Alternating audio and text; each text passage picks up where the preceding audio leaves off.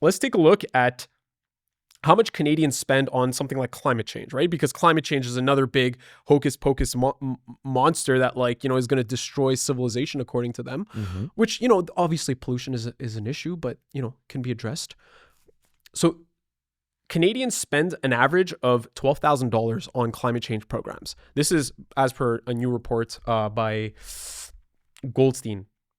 It came out on the Toronto Sun. And Canadians spend an average of $12,000 on climate change programs, okay?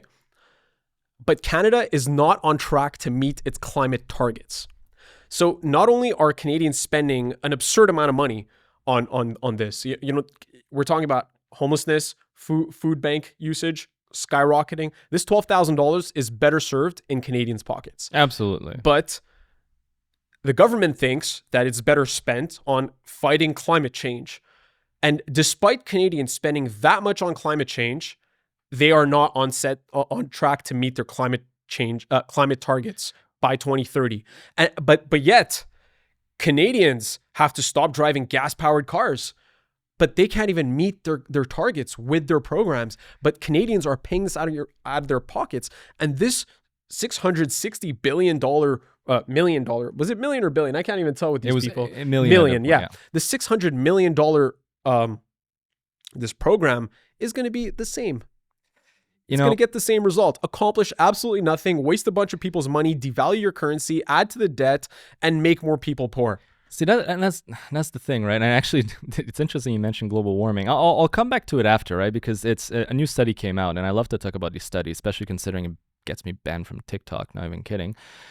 I would never thought that Meta would be more based and more free speech than anything else. But anyways, so we spoke about the women. We spoke about the climate change initiative in the budget. Now, the gender-based violence, okay? And this one we have to break down, right?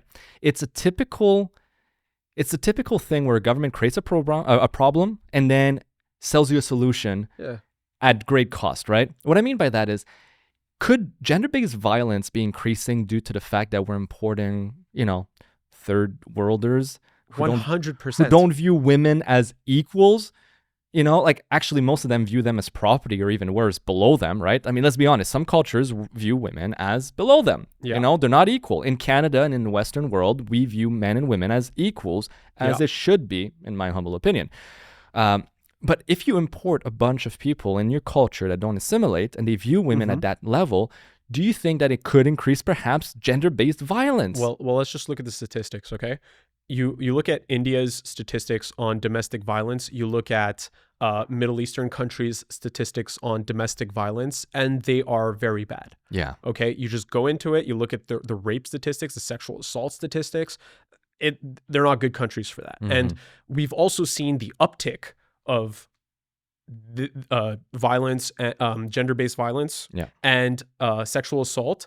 These cases go up in countries that are importing a lot of people from those countries, like UK, like Sweden. We've talked about it not too long ago on a couple episodes ago, and are we surprised that you import these people to the country and then all of a sudden they haven't changed their values? They're not different people. And that's the thing. We act shocked about it. It's just we act shocked. lunatics. And what really annoys me out of this, by the way, on a side note, is that I've been seeing more and more comments online.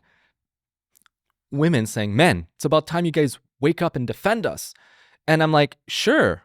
But defend you from a self-inflicted wound, because in most cases, those are exactly the kind of women that say, you know what, we need to take pity on these less fortunate individuals and welcome them in. And they're the most pro-mass migration, pro-letting these various culture melting pot experiment happen. And then they are the recipient of that violence and negative aspect. And now it's up to us, men, to go fix that shit. And it goes beyond just gender-based violence, right? Like there was a case in Algeria where a case in France where an Algerian immigrant raped and beheaded a 12-year-old child. In Canada, I have this clip of Pakistani and Indian immigrants just chilling in a parking lot, just throwing their trash on the floor. These people do not care about Canadian values, American values, European values, and we're just wondering why. Oh my God, what is this uptick in gender-based violence? We better spend $600 million of our taxpayer dollars on it. I have a solution. It's called just shut the border and re-emigrate them. Hey, and on the shut the border topic, Canada, I think, imported almost 1 million immigrants this year, despite saying that they would reduce immigration. Uh-huh. I don't have the exact number, but it's around there. Yeah. So it's you're doing it to yourselves, guys. And then we have, of course, the 2 SLGBTQI+, which I'll be frank, I don't even know what I know what LGBTQ means, like lesbian, gay, bi, trans, queer. The I don't know. The plus, I really don't know. The 2S, I have no idea what it is. And to be honest, I don't care. I'll tell you what, though. I'll say that, first of all, aside from the fact that we keep adding letters and numbers apparently now, is that really our priorities of Canada? Like, Canadians are struggling. Food bank usage is at legitimately an all-time high. Youth unemployment is at an all-time high. The economy is stagnating. People are in dire situations. Suffering. And we decide that we're going to create these programs for a fringe minority. And I mean that because even though Canada has some of the, and I believe the reporting is low skewed, but still 4.4% of Canadians report being part of that plethora, the alphabet soup, let's call it that, which, by the way, oddly enough, they keep adding more to it. So obviously it inflates the number. 4.4%. Why are we catering to 4.4% of the population? Why are we not catering to the 95+% of people? Because they vote left. Because they vote liberal. And they're trying to keep the liberal vote, because a lot of these 2SLGBTQ plus are these anti-capitalist, anti-patriarchy, anti all of this garbage.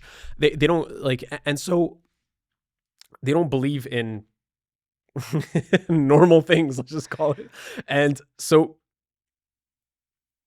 sorry, what was your question? Just quick. Well, it's just you were telling me why why it's happening, but my humble opinion why this is going to keep going is just simple, right? Carney's daughter / son / kid, because I don't want to misgender, and I'm not sure which he, she, it, they is, but it's one of them. So what do you expect? Of course, it's going to keep going. Well, and also, I remember my point that these anti-capitalist, these people, the people mostly from the 2SLGBTQIAMLMNOP plus people, they tend to be extremely left-wing. Not just liberal, hard left, borderline communist, anti-capitalist, bash the fash. It's okay. I love the that. most unfocused, unserious people. They don't want to participate productively in the economy. They're not. Anyways, you know what we'll do, and they vote left, right? They typically are NDP voters. Okay, that's a good point. And the Liberals are putting this out, $500 million, $660 million. It's to buy votes. That's what it is. It's oh yes, the Liberals support us, so that's their base. Just to show you where the money, because it's also okay, if the programs go to interesting things or they help people, but this is an idea of what these LGBTQ plus programs are with the government. This is just one example of where your money goes, but this is a program that received nearly $1.5 million last year, and it's called Elevate Aviation. It's a non-for-profit organization, and its agreement is Aviation Path to Gender Equality, dismantling barriers for systemic change.